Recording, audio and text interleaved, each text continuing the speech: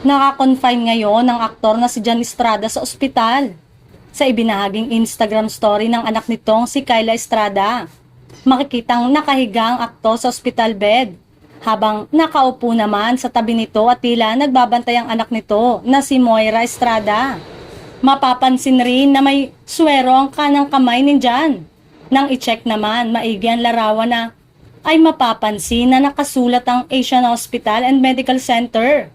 Wala pa namang inilalabas na detalye ang pamilya ni Jan kung ano ang naging sanhi ng pagkaka-ospital ng aktor. Konklusyon ng iba ay tila matatagalan na mapanood ang aktor sa seryeng nito na Batang Quiapo.